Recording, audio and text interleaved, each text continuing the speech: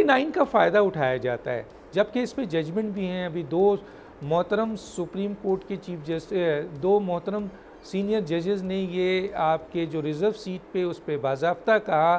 कि मावरे आइन फ़ैसला सुप्रीम कोर्ट का बाइंडिंग नहीं है हुकूमत एग्जेक्टिव के लिए, पार्लियामेंट के लिए, ये किसी आइनी इदारे के लिए, ये उन्होंने स्टेटमेंट दिया है। लेकिन क्योंकि ये आपके अक्सरियती फ़ैसला नहीं में शामिल नहीं है, इसकी जजमेंट भी है। और ये जो होता है सर कि सुप्रीम कोर्ट गैर आइनी फ़ैसला दे या आइनी दे,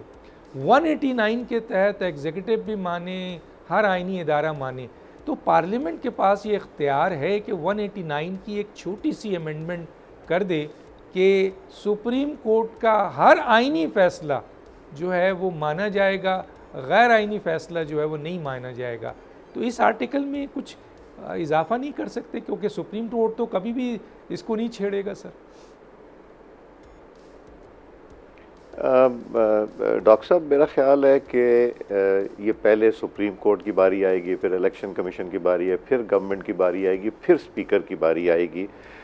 मगर मेरा तो ये ख्याल है कि ये ऑनरेबल जजेस हैं, इनको ये भी देखना चाहिए कि सुप्रीम कोर्ट जो कॉन्स्टिट्यूशन कहती है, क्या हम जो भी जजमेंट दे रहे हैं, बिकॉज ये कंट्रोवर्सी इस दफ़ा नहीं हुई, इससे पहले भी हो चुकी है कि वो जो मुझे याद है जिन्होंने वोट किया था अपना पार्टी से हट के और उनको वोट एक्सेप्ट हो गया था, गवर्नमेंट चेंज हो गई, पंजाब गवर्नमेंट 63A का कि नहीं,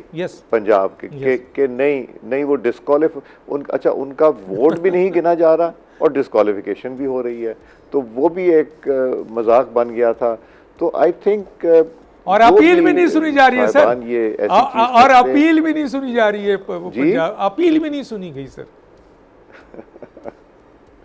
अपील तो वो थी जो कासिम सूरी साहब की थी, वो हम खुद हंसते थे, 2014 से लेके 2018 तक वो उसकी बारी नहीं आई